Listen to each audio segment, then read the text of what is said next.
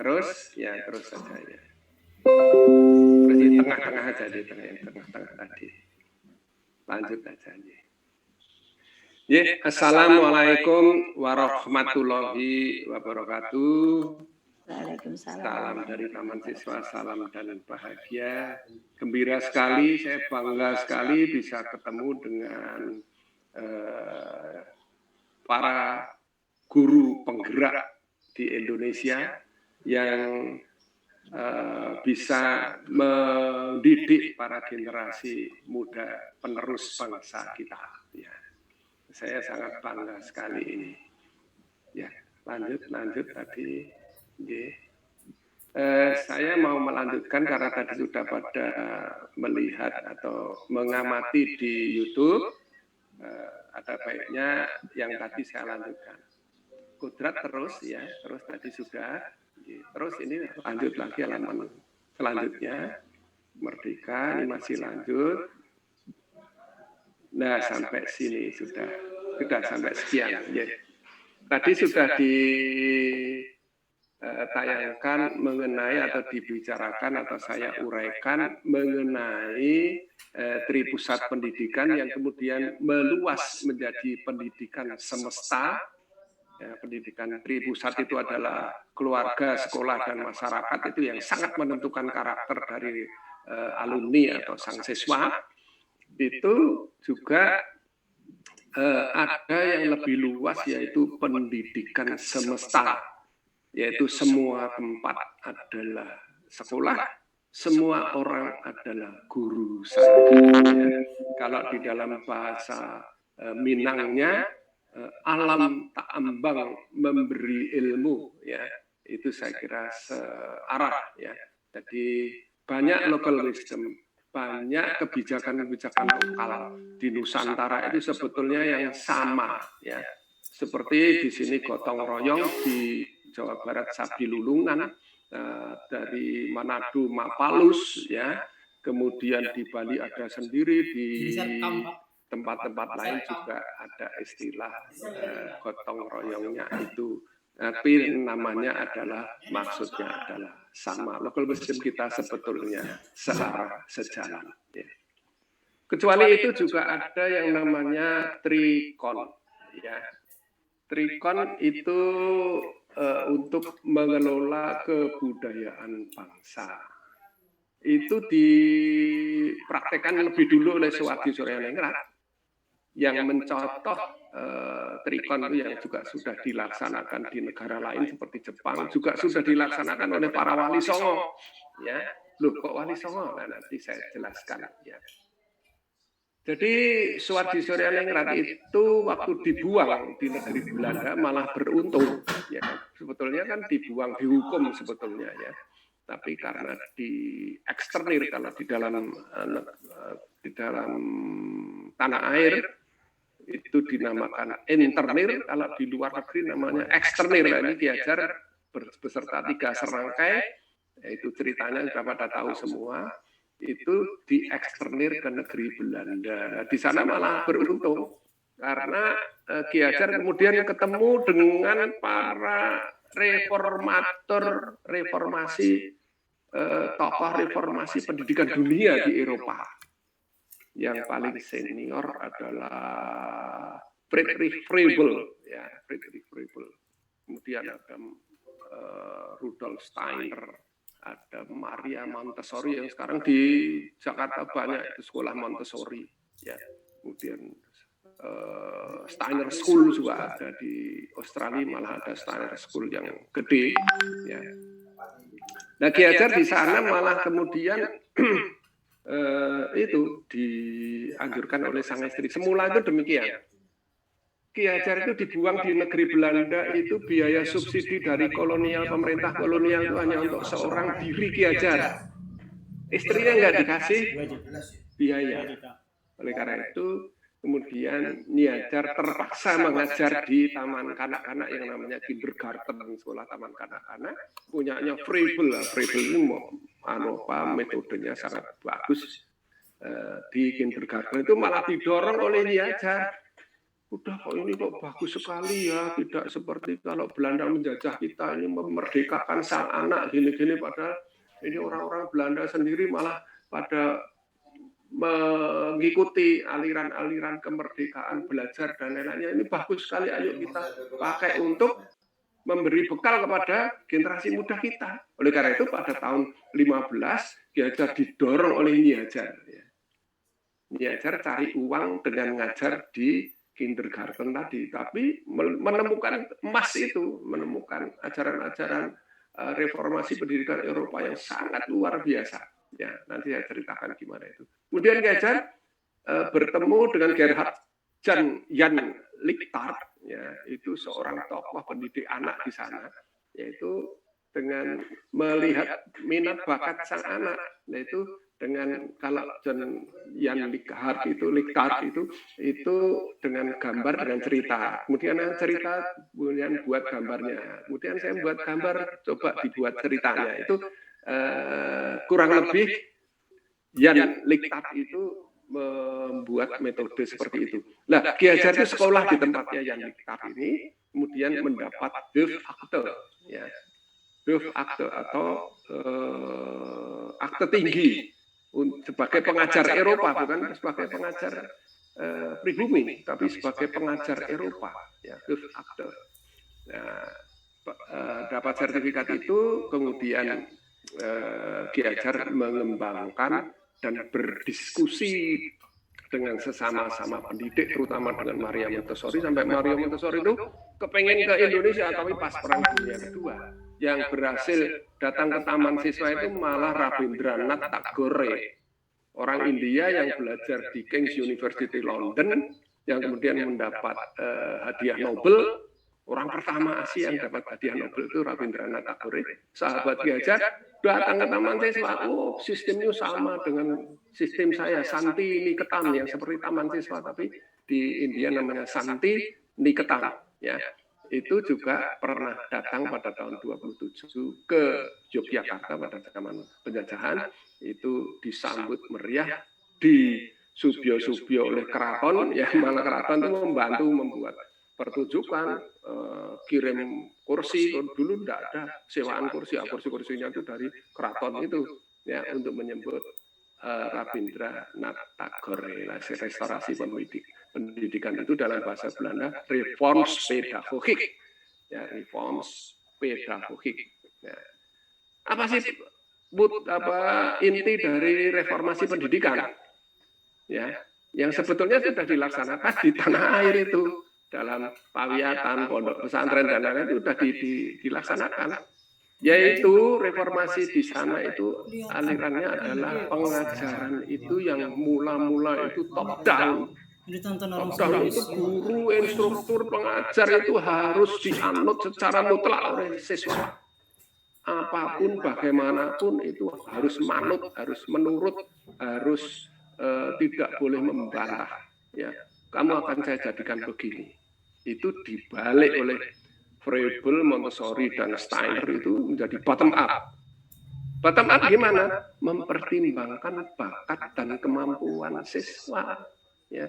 Siswa itu bakat dan minatnya gimana? Kita pakai sebagai subjek, bukan sebagai objek saja.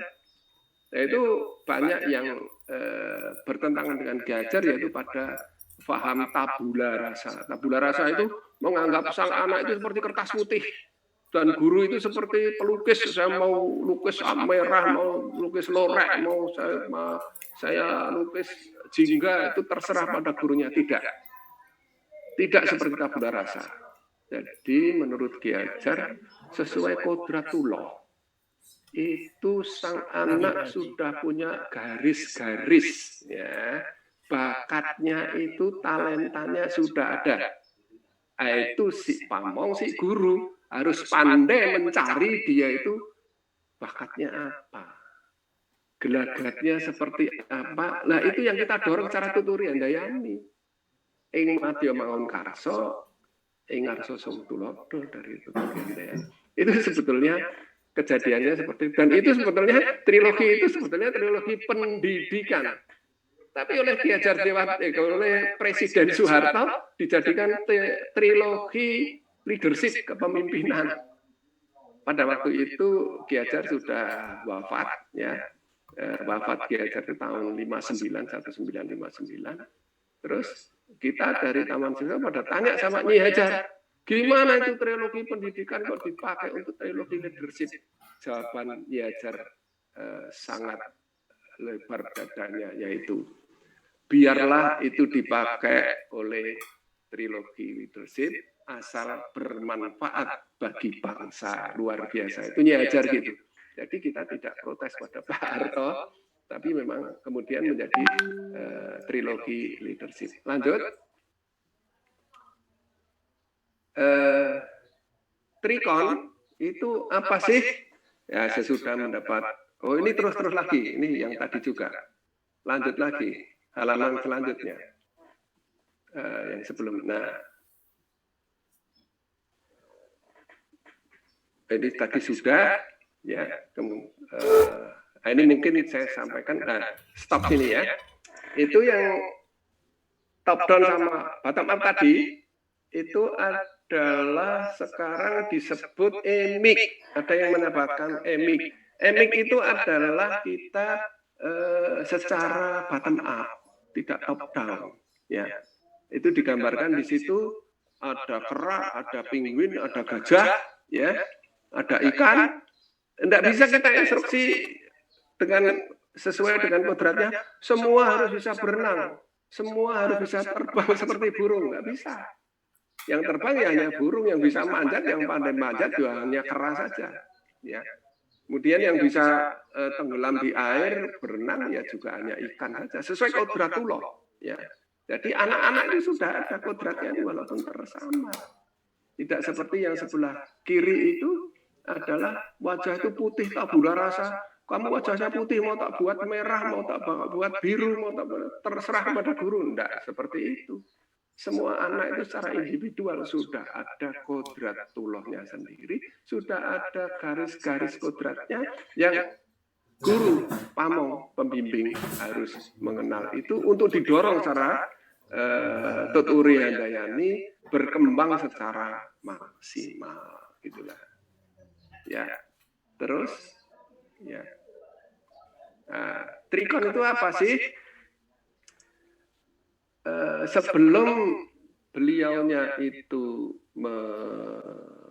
melansir metode trikon sehingga mendapat doktor honoris causa dari UGM, itu Ki Hajar sudah melaksanakan apa yang menjadi trikon itu sudah dipraktekkan dulu, yaitu secara konvergen menyerap ilmu dari Eropa yang tadi reformasi pendidikan itu dan mengolahnya itu secara konsentris, yaitu berakar pada local wisdom, berakar dari local wisdom itu apa toh? Yaitu Tuturi Handayani yang keluar, ya, bukan kognitif, afektif, psikomotorik seperti Benjamin Bloom, ya, tapi tetap pada local wisdom di Indonesia. Kemudian semuanya ini diolah secara berkesinambungan dari periode ke periode, dari generasi ke generasi, jangan sampai terputus. Ya, jadi trikon itu adalah konvergen, konsentris, kontinu. Kalau sudah menjadi ini sudah menjadi buah budaya kita, sudah menjadi hasil budaya kita, harus dikelola secara kontinu. Jangan sampai sekarang tokoh-tokoh masyarakat mengucapkan Pancasila saja hasil budaya kita terbalik-balik, apalagi menghayati, apalagi untuk mengkaji. Ucapkan urut-urutan Pancasila saja terbalik-balik, ya. Itu harus secara konvergen, ya, terbuka terhadap alam luar, tetapi kita pilah dan kita pilih sesuai dengan kebutuhan kita yang membuat positif budaya kita. Tapi kita harus konsentris, kita tetap pada kebudayaan kita, pada pribadi kita, bahwa kita harus gotong royong, kita harus Bhinneka Tunggal Ika, itu harus tetap tidak boleh berubah, dan itu diulang secara kontinu bersinambungan dari zaman kemarin, sekarang, dan zaman yang akan datang, itu harus kontinu. Nah, dari olah trikon itu Ki Hajar mendapatkan metode among tadi, among sistem atau among sistem, among metode sama saja, sistem among ya itu. Terus Ki Hajar sebetulnya punya konsep yaitu pendidikan di Nusantara itu yang paling cocok itu ya pendidikan dengan pondok paburon. Di dalam alam kemerdekaan disebut sebagai Wiyata Griya, ya Wiyata Griya. Ya sekarang di SMA Taruna Nusantara tadi sudah saya sebutkan itu sudah dilaksanakan penuh, ya. Nah, kenapa Ki Hajar itu terinspirasi dari Wali Songo? Ya, karena Wali Songo itu kan ngambil iman agama Islam yang bagus sekali dari Arab, ya. Tetapi tetap yang namanya Idul Fitri itu tetap ada sungkem, ada syawalan, ada kupat, ada lontong, ada macam-macam ya. Itu tetap harus ada. Ya. Bahkan sekarang sudah ditambah lagi, ada THR, ada mudik, ya. Di tempat lain nggak ada. Dan ini ciri khas Indonesia. Nggak ada lainnya. Di Malaysia aja nggak seperti ini. Di Brunei, Darussalam tidak ada. Bahkan tahun 70-an itu saudara saya yang ada di Padang itu masih ngeyel ya, membantah sama saya. Ngapain Idul Fitri besar-besaran, yang paling bagus itu kalau besar itu adalah Idul Adha. Ya monggo, itu terserah anunya. Tapi sekarang sampai TKI TKW aja pada mudik ya. Zaman sekarang mudik THR itu sudah menjadi budaya kita gitu ya. Nah, konsentrisitas itu misalnya keroncong tugu yang dulu ada di Jakarta, ya sekarang kemudian diolah, akhirnya jadi keroncong Indonesia yang dilombakan secara nasional. Ada Waljina, ada banyak bintang-bintang kita, bahkan kemudian menjadi campur sari yang menjadi Didi Kempot yang seperti itu, ya itu sebetulnya kan alat-alatnya kan dari Barat, ya. Tapi secara konvergen kita ambil yang positif, kita berkepribadian kok bass kok ada suara kendangnya dung dung dung dung dung dung dung dung, kok di negara barat nggak ada itu, ya itu kita olah secara kontinu, akhirnya sukses seperti Didi Kempot yang kemarin itu, ya.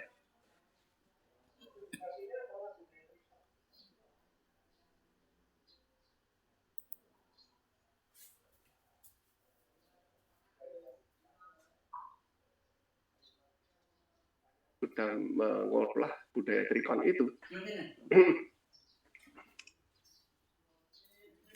Ada juga pada waktu itu Ki Hajar tahun 15 ya. 2 menit lagi, Gege. Oh ya. Iya, biar itu Ki Hajar itu menghadiri Kongres Pendidikan Kolonial dalam rangka etise politik. Ya, etis politik itu sudah perang Diponegoro itu Ratu Belanda itu kepengen balas budi kepada Hollands India, kepada penduduk Inlander di Indonesia, supaya memberikan pendidikan. Nah, ada Kongres Pendidikan, di situ Ki Hajar membuat makalahnya, dan di situ usul bahwa bahasa Melayu harus menjadi bahasa Indonesia. Walaupun Ki Hajar itu dari Jawa, tidak usul ini penduduk Jawa lebih banyak, ini orang Jawa lebih banyak bahasa, enggak. Tapi Ki Hajar memilih bahasa Melayu. Apa sebabnya? Saya baca di tulisan Ki Hajar, karena bahasa Melayu lebih demokratis. Karena bahasa Jawa itu bertingkat-tingkat, susah untuk demokratis. Itu pendapat Ki Hajar pada waktu tahun 1916 dan disampaikan di Kongres Pendidikan Kolonial pada waktu. Dan di situ Ki Hajar itu pentas nembang Kinandi Sandung ciptaan Mangkunegoro. Ya, karena nggak ada gamelan diiringi piano. Ya. Nah itu konvergen, konsentris, kontinu sudah dilaksanakan Ki Hajar.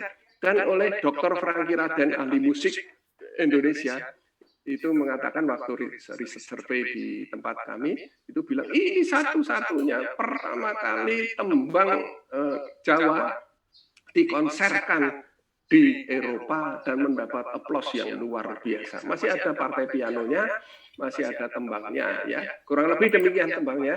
Sebagai penutup saya tembangkan supaya nggak ngantuk ya. Miderengrat angelango lelonon jajah negari mubeng tepi ning samudra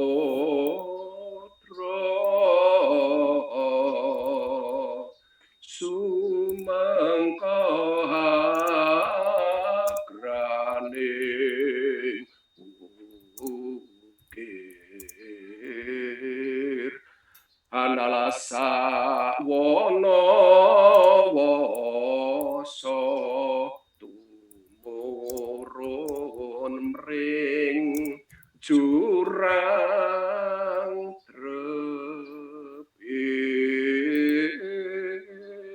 Itu diiringi dengan piano luar biasa dan mendapat aplaus luar biasa ya, karena pada saat itu Ki Hajar itu mewakili Jawa, masih ada bangsa Jawa, belum ada komitmen Sumpah Pemuda bahwa kita harus tapi Ki Hajar sudah usul bahasa persatuannya bahasa Melayu Riau yang kita ambil ya. Ini sekedar masukan, mudah-mudahan apa yang saya sampaikan bermanfaat. Nanti kalau misalnya masih kurang bisa saya tambah, dan banyak ajaran-ajaran Ki Hajar yang sebetulnya digunakan di luar bidang pendidikan, seperti misalnya ekonomi kekeluargaan. Apa sih ekonomi kekeluargaan? Yaitu ekonomi di mana semua merupakan keluarga, bukan buruh dan majikan. Ya, di taman siswa tidak ada buruh, tidak ada majikan, semuanya sejajar. Dan di dalam perusahaan sebaiknya buruh itu juga mempunyai saham sehingga mempunyai hak milik. Kalau itu ekonomi kerakyatan yang disusun oleh Ki Hajar dan Bung Hatta itu akhirnya masuk di dalam klausula di Undang-Undang Dasar 45. Ya, banyak sekali manajemen konflik. Neng ning nung nang itu juga ada dari Ki Hajar. Neng itu meneng secara lahiriah, ning itu tenang secara batiniah, nung itu berjiwa besar, ya, berjiwa besar. Nang itu kita mesti menang atau menang. Ya. Jadi neng ning nung nang itu manajemen konflik. Ya. Jadi kalau pas kita ada apa kita neng. Luar biasa Ki. Itu kita aja. akan melanjutkan ke sesi tanya jawab Ki ya. Monggo nanti tanya. Akan kita ini di room chat sudah ada pertanyaan-pertanyaan yang luar biasa Ki. Tapi ada satu pertanyaan favorit yang selalu diajukan para guru saat webinar Ki. Ya. Mungkin Ki Priyo nggak tahu ya, pertanyaan favorit teman-teman guru itu kalau ikut seminar apa ya? Ternyata pertanyaannya satu, Ki, link daftar hadirnya mana gitu ya. Karena teman-teman ketakutan nggak bisa dapat sertifikat ini tampaknya. Tapi nggak gitu dari. Ada beberapa pertanyaan menarik yang sudah saya pilih 3 nanti. Ini nanti jadi sesi pertama untuk 3 penanya, nanti Bapak Ibu yang mau bertanya di sesi kedua silahkan raise hand Bapak Ibu ya, klik di reaction nanti pilih raise hand. Oke Ki, saya akan membacakan pertanyaan pertama dari ini Asid Firma Setiawan ya, beliau menanyakan seperti ini. Di link chat itu ada, di chatroom ada. Bagaimana cara menerapkan sistem among di sekolah negeri yang hanya sampai maksimal pukul 12. Jadi pembelajarannya hanya sampai pukul 12 untuk menyelaraskan dengan lingkungan keluarga. Sedangkan idealnya seperti taman siswa dalam asrama. Jadi ini artinya bagaimana penerapan sistem among untuk sekolah yang tidak berasrama, begitu Ki. Itu pertanyaan pertama. Kemudian pertanyaan kedua dari Tunas Jaya. Di masa pandemi ini dengan segala keterbatasan, bagaimana cara kita menerapkan pendidikan yang tepat dan sesuai dengan filosofi Ki Hajar Dewantoro ya. Jadi di masa pandemi ini penerapannya bagaimana? Pertanyaan yang terakhir yang saya pilih untuk yang dari chatroom adalah dari Bapak Chandra Septo Rinwaji. Beliau bertanya begini, dari Kabupaten Banyumas ini, ngapa ini Pak? Untuk kodrat anak adalah bermain. Bagaimana cara mengerem anak yang terus bermain? Ya bermain-main terus, dia lebih suka bermain agar mau belajar. Nah, ini sepertinya kalau ini sudah pengalaman ya, sudah menjadi segojangan ya istilahnya orang Jawa ini kalau di Priok sesuai dengan konsep pendidikan taman yang ada di Taman Siswa. Monggo silakan Ki. Ya, terima kasih. Mudah-mudahan jawaban saya nanti bisa memuaskan ya, karena saya juga bukan ahli pendidikan ya. Dari Pak Setiawan tadi ya, sistem AMO kok hanya pelaksanaannya kita hanya pukul 12 saja gitu ya. Ya memang kita harus bisa membuat satu peluang untuk menerapkan itu. Ada baiknya di dalam pendidikan yang sekarang, pengajaran sekarang itu yang begitu ketat, ya begitu ketat sampai guru-guru pamong itu kalau membuat nilai seperti membuat skripsi, ya kasihan sekali. Ya, tapi kita membuat misalnya kita membuat hubungan yang lebih personal, ya. Jadi mungkin kalau semua kelas kita hafal mungkin tidak bisa. Mungkin kita hafal 1, 2, 3 anak saja dulu pada hari ini. Nanti hari yang selanjutnya atau minggu selanjutnya kita hafal pada yang 3, 4, 5. Nanti yang lanjutnya saya hafal lagi. Tapi kita lebih bagus kalau kita itu personal ya. Nah, jadi si anak itu merasa dikaruhkan sama si guru pamong itu sudah seperti orang tua sendiri. Itu yang lebih bagus. Jadi jangan sampai kita malah karena banyak ya kita tidak ada waktu ya kita hanya ngajar sudah pulang, kasih kerjaan pulang, itu tidak ada personal itu. Dan untuk pondok Pak Buron itu di Taman Siswa memang juga sulit untuk dilaksanakan. Malah SMA Taruna Nusantara malah sekarang bisa melaksanakan 100%. Tapi karena apa?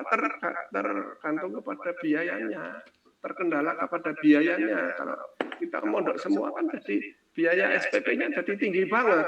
Ya. Oleh karena itu di Taman Siswa di cabang-cabang itu banyak yang mempunyai kiat demikian.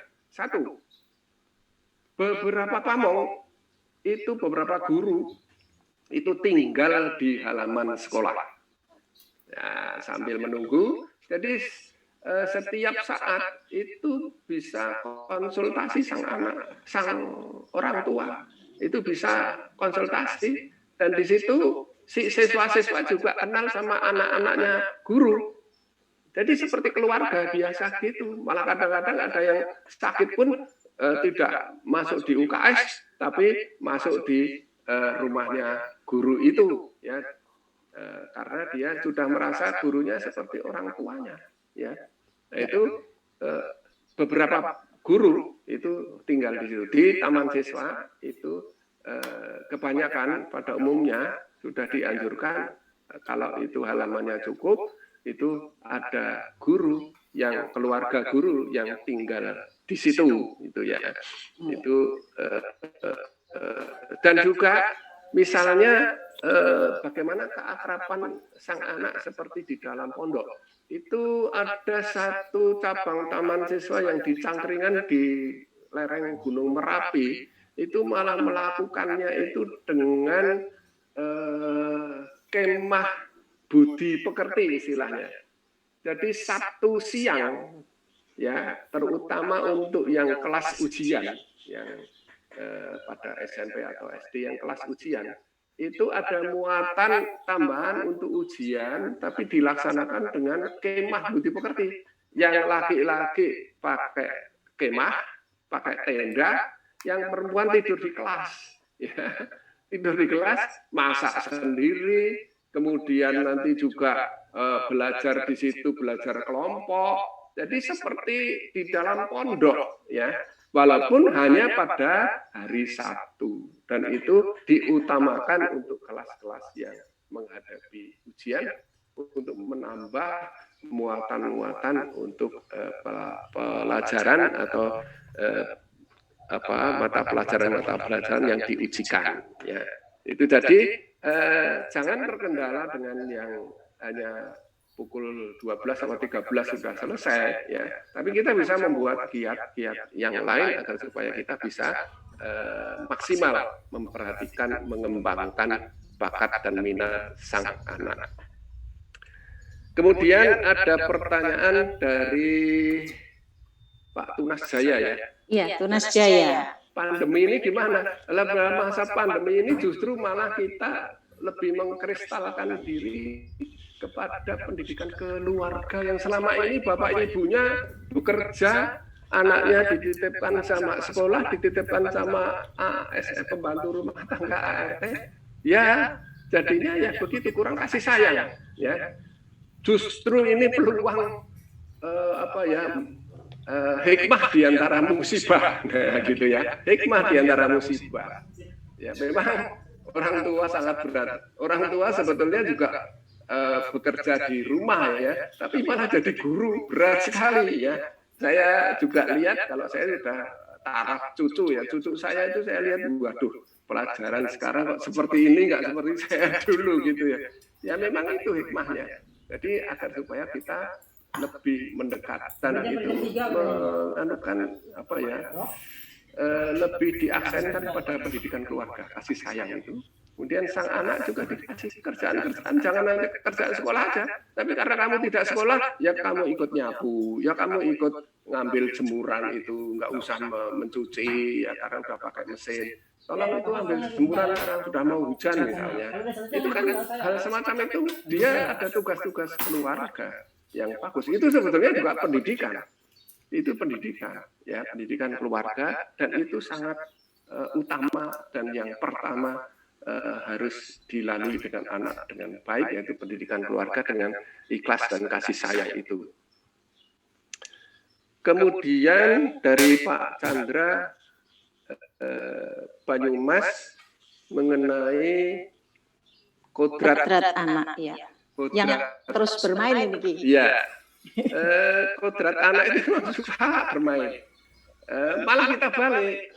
Malah sekarang kalau kita memberi pengajaran pada anak yang suka bermain, yang kadang-kadang over, malah kita balik. Karena dia suka bermain dolanan, ya kita kalau memberikan pengajaran ya dengan dolanan. Ada pengalaman yang sangat menarik yang mungkin bisa diambil hikmahnya. Pada waktu saya sekolah rakyat atau sekolah dasar, Ki Hajar sudah tidak ngajar, ya, sudah hanya steleng apa ya, meninjau muter itu loh, meninjau muter itu namanya dalam bahasa Belanda steleng. Monitoring. Steleng. Ya, steleng seperti kalau militer konvoi itu loh, steleng. Oh, itu. Muter konvoi. Nah, lihat kelas sana, kelas ini, kelas ini. Nah, pada waktu lihat kelas saya itu pelajaran ilmu bumi, sekarang geografi, ya, dulu ilmu bumi.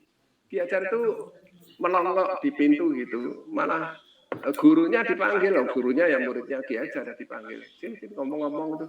Tahu-tahu kita yang sudah ngantuk kelelahan siang itu disuruh keluar semua sama Ki Hajar. Disuruh keluar semua. Halaman pada saat itu tidak ada konblok, masih pasir itu. Pasir seperti di keraton sekarang penuh pasir. Halaman taman siswa dulu penuh pasir. Di pasir itu, Ki Hajar memerintahkan kita semua sekarang membuat peta Jawa. Ya, karena kita di Pulau Jawa, kita membuat mana Madura, mana Gunung Merapi, mana dolanan. Ini dolanan, muatannya muatan dolanan, simulasi tapi dolanan. Kemudian Ki Hajar bawa batu, diserahkan kepada anak-anak itu. Ini batu, coba kota Surabaya di mana? Nah, ini ada kota ini. Dari itu kemudian guru saya yang ilmu bumi itu kemudian sering membuat peta-peta dari tanah pasir di halaman sekolah itu. Ya, dari situ saya sekarang hafal sekali. Oh, kalau Kalimantan itu seperti wayang Semar. Oh, kalau Irian atau Papua itu seperti kepala burung.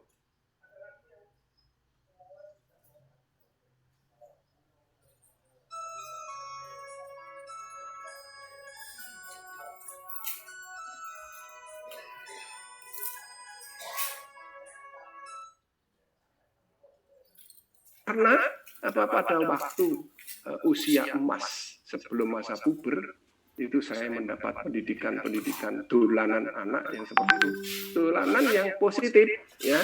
Juga misalnya mengapa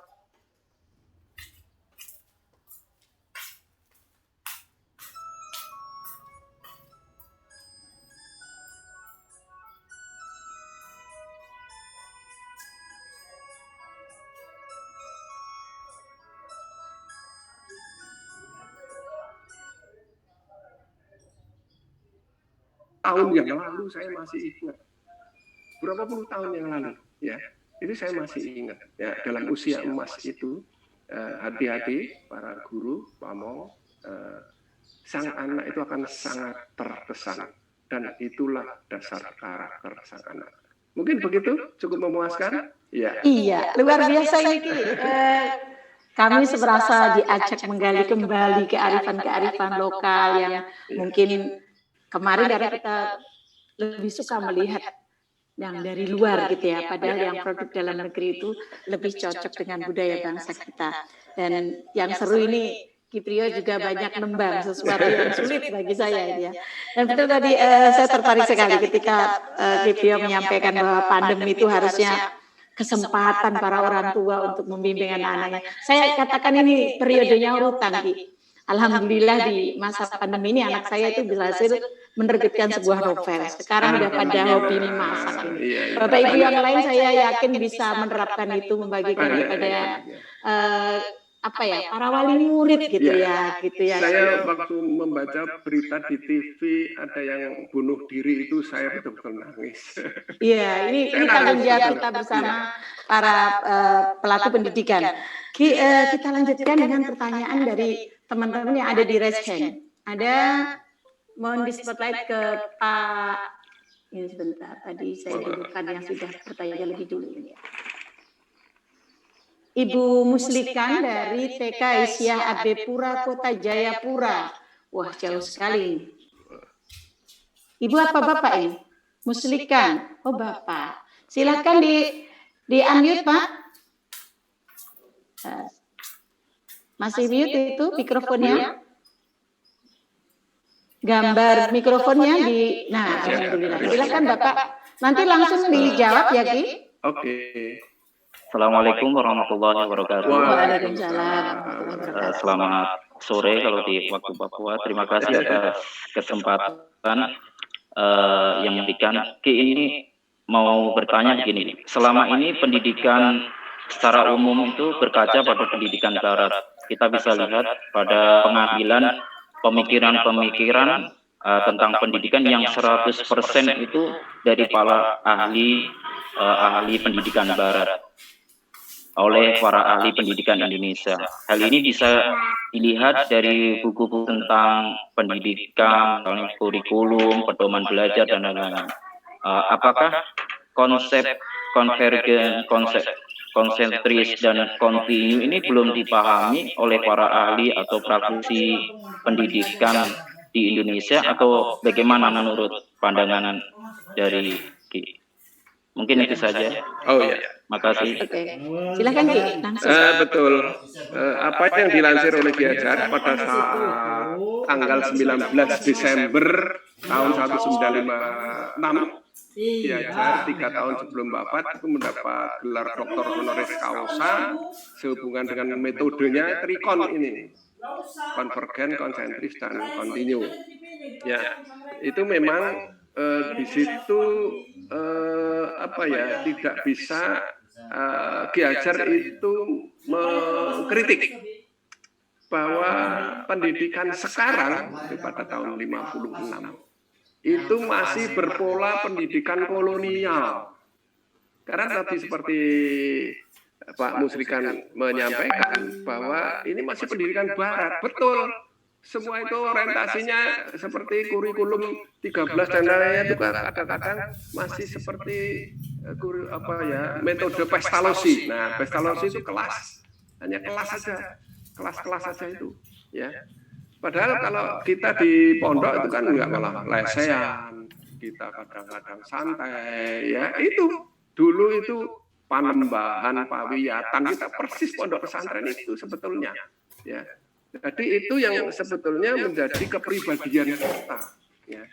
Makanya taman kanak-kanak itu kadang-kadang tidak pakai kursi, ya. Lebih baik kita lesen biar lebih bebas, ya. Apakah trikon ini belum dikenal? Ya, begitulah. Kalau kita sudah gila kepada metode-metode yang dari luar, kadang-kadang kita malah nggak melihat mutiara-mutiara ada di dalam kita sendiri, ya. Padahal Wali Songo aja sudah mencontohkan, ya. Iman Islam bagus gini-gini, tapi kita tetap Idul Fitri tetap sungkem tetap, ya. Bahkan di Jogja kalau Bapak mau lihat itu di waktu sekaten itu Maulud atau Milad Nabi itu ada gamelan dibunyikan di situ. Gamelannya agung sekali, tinggalannya para wali dulu, ya. Loh, di masjid kok ada musik itu gimana? Ya tidak di altar masjidnya, tapi di halamannya itu ada bunyi gamelan agar supaya orang lebih tenang, agar orang supaya tertarik untuk datang ke masjid, ya. Itu trikon, konsentris, ya, konsentris. Ya, yang hal-hal semacam ini memang harus kita kelola agar supaya kita bisa lebih konsentris. Dan negara-negara kuat di dunia ini pasti konsentris pada kepribadian nasionalnya, seperti Jepang tadi saya katakan. Jepang itu dengan Bushido, Kamikaze, samurai, dia sangat kuat, ya. Walaupun hancur oleh bom atom pun dia tetap bisa tegak lagi, ya. Demikian juga dengan RRC. RRC itu dulunya memang komunis Leninis, tapi begitu dia mengikuti malah hancur dengan seperti negara tirai bambu pada saat itu dan tidak maju, miskin, ya, kalah terus ya itu, ya. Tapi kemudian kembali lagi ke pribadian Konghucu, sekarang dia malah banyak yang melebihi dari Amerika. Karena dia kembali kepada local wisdom-nya, dia kembali kepada kodrat kepribadiannya, ya. Banyak bangsa-bangsa itu yang bisa tegak seperti itu. Bahkan pada era Sriwijaya Majapahit pun kita juga ada kapal pinisi, kita juga ada teknik untuk berperang yang namanya supit urang, ada yang Garuda Manglak, ya. Itu jadi kita itu sudah punya local wisdom yang zaman dulu, zaman kita merdeka sebelum kolonial, itu zaman Majapahit. Itu ada Bhinneka Tunggal Ika, ada Pawasan Nusantara dan lain-lainnya. Nah, itu yang harus kita perkuat. Bangsa kita kalau kuat dalam bidang pribadi sesuai dengan kodratullah, sesuai dengan kodrat alam dan zaman itu, kita pasti akan dapat berdiri sejajar dengan bangsa yang lain. Itu pendapat dari Ki Hajar dalam trikon. Ya. Mungkin gitu. Ya, pertanyaan berikutnya itu masih banyak banget sebenarnya pertanyaannya. Saya harus mencoba Pak Acak tetap yang adil gitu ya. Tadi kita sudah dari Papua, sekarang kita terbang ke Bima. Ibu Nur Dahlia dari Bima 1. Ibu Nur Dahlia, silakan di unmute. Adakah Bu Nur Dahlia? Ya, Bu. Kedengaran suaranya, Bu? Silakan, ya. Kedengaran, Bu. Ya, terima kasih atas kesempatannya. Tadi Bapak Pri sudah menyampaikan bahwa Taman Siswa mengacu pada tripusat pendidikan, yaitu lingkungan keluarga, lingkungan sekolah, dan lingkungan masyarakat. Ya, betul. Pertanyaan saya singkat saja, Pak. Bagaimana cara di Taman Siswa itu secara praktek, di Taman Siswa itu baik yang Taman Siswa yang pada zaman dulu maupun pada saat sekarang, dalam merangkul ketiga lingkungan ini dalam rangka mentransformasikan nilai-nilai pendidikan sehingga melahirkan output yang berbudi pekerti atau berkarakter habun minallah, habun minannas, seperti yang Bapak sampaikan tadi. Cara caranya. Ya, mungkin itu saja Bu Isti, terima kasih atas kesempatannya. Iya. Monggo Ki Tria, silakan. Terima kasih. Ya, memang Ki Hajar memang cenderung untuk menyatukan, ya, cenderung untuk menyatukan antara 3 pusat pendidikan itu, keluarga, sekolah, dan masyarakat.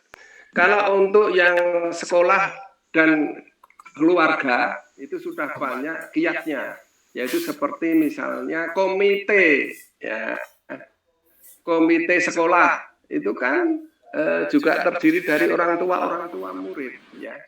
Tapi masih diperkuat juga sampai saat ini pun di Taman Siswa itu masih sering diadakan pada waktu tidak pandemi, ya, masih sebelum pandemi, itu kunjungan belajar di orang tua siswa. Apalagi kalau orang tua siswanya itu punya sawah, punya kolam, ya. Kita hari itu memang sengaja tidak ada waktu, tidak ada pelajaran atau mungkin pelajaran ringan. Kita semuanya naik mobil sana, mobilnya ini dulu bersama-sama ke alamat orang tua siswa. Ya. Di situ kita melihat ada kolam, ada kebun, ada sawah. Anak-anak itu ada yang datang lihat sawah itu bilang, ini pohon nasi. Padahal itu kan pohon padi gitu ya. Itu karena saking tidak tahunya. Nah, di situ dia juga bisa belajar. Oh, ini kata, oh ini ikan. Di situ dia juga bisa belajar. Itu tripusat pendidikan, ya. Prakteknya seperti itu. Nah, kalau yang masyarakat gimana? Ya, itu diajak aktif pada kepramukaan, ya.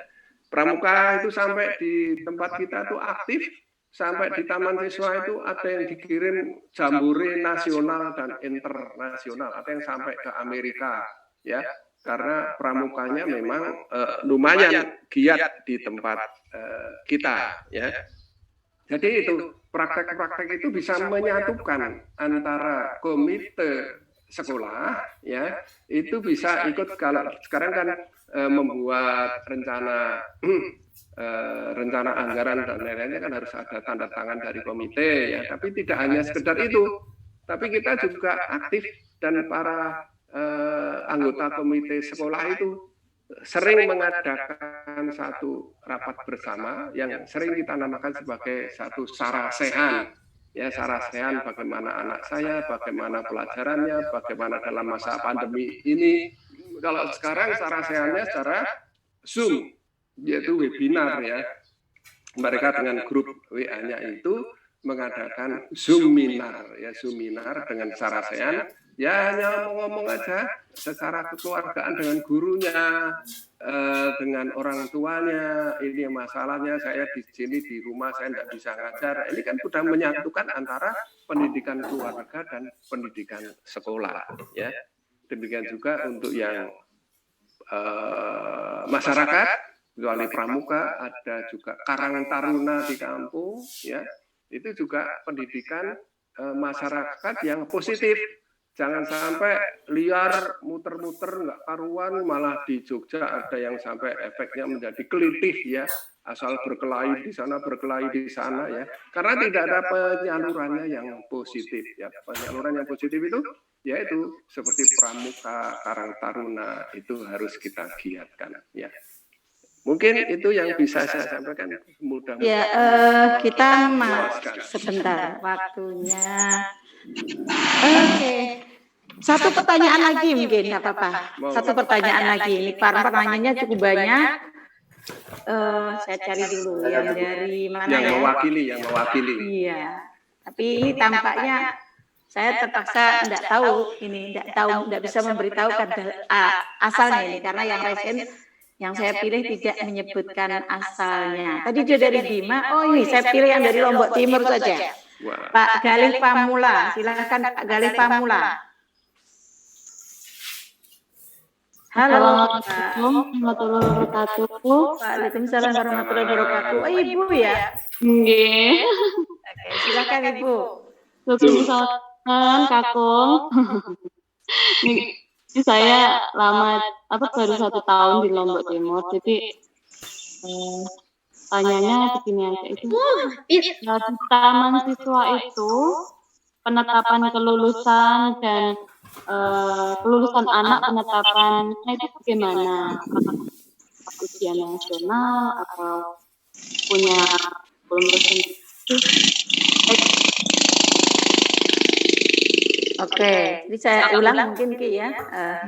Jadi pertanyaannya tentang standar kelulusan di taman siswa. Apakah beda, ada kreasi tersendiri atau seperti apa? Silahkan Ki. Ya.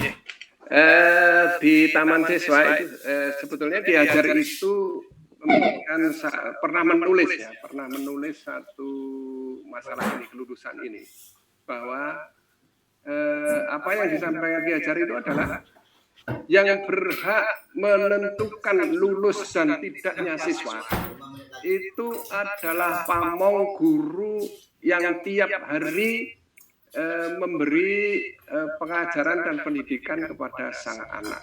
Itu garisnya diajar seperti itu, ya. Tapi sekarang dengan adanya kurikulum yang macam-macam itu, kemudian semua harus lulus sekolah dengan standar yang nasional, ya, UNAS ya, dengan UNAS. Tetapi di taman siswa sampai sekarang masih ada lulusan swasta, yaitu lulusan secara taman siswa yang namanya piagam. Semula sebelum tahun 70 piagam itu berlaku untuk di taman siswa. Jadi kalau nggak lulus negeri, dia lulus taman siswa dari SD nanti ke SMP pakai piagam taman siswa itu bisa melanjutkan ke SMP taman siswa. Tapi sekarang ada peraturan baru, nggak boleh semuanya harus lulus negeri, gitu. Sehingga kita harus menyesuaikan diri dengan kurikulum atau peraturan pendidik Diknas yang ada, ya. Karena pernah terjadi yang sekarang juga pernah jadi rektor di UST, itu Profesor Subronto, itu dulunya dari taman dewasa atau SMP, itu beliaunya tidak lulus negeri, tapi punya piagam taman siswa dan terus lanjut ke SMA-nya Tawan Madya. Sampai di kelas 2, beliau itu baru ujian negeri dan baru lulus. Ekstra nih masa dulu, kalau sekarang apa ya, paket C ya, paket C. Nah, baru lulus ya. Akhirnya sekarang apa? Malah jadi profesor, malah kemarin almarhum itu jadi rektor Universitas Sarjana Wiyata Taman Siswa. Ya sebetulnya itu bisa dilaksanakan, tapi peraturan pemerintah sekarang udah lain ya, udah lain. Jadi kalau tidak ada ijazah UNAS nggak bisa ya. Jadi untuk sekolah-sekolah swasta saya kira perlu juga mengadakan satu piagam atau sertifikat untuk kelulusan secara internal. Itu saya kira tidak dilarang, tapi untuk syarat ke jenjang yang lebih tinggi itu memang harus lulus negeri untuk yang sekarang ya, lulus UNAS ya. Itu gitu ya. Mungkin itu cukup menjawab dari Lombok. Ya. Terima kasih Ki. Ternyata apa yang disampaikan dari Ki tadi luar biasa. Ini terbukti banyak sekali pertanyaan sebenarnya yang masih ada di room chat, kemudian masih ada banyak yang raise hand belum ada kesempatan untuk menjawab. Barangkali Ki Priyo bisa berbagi nomor WhatsApp supaya nanti kalau misalnya teman-teman ingin berdiskusi bisa mendapatkan jawaban langsung dari Ki Priyo. Bisa berbagi nomor WhatsApp kalau berkenan misalnya. Silakan. Sudah ada kan? Belum ada Ki. Berapa Ki? Ya. Kalau email saya biasa Priyo Dwi Arso, huruf kecil ya. Priyo Dwi Arso sambung ya. Priyo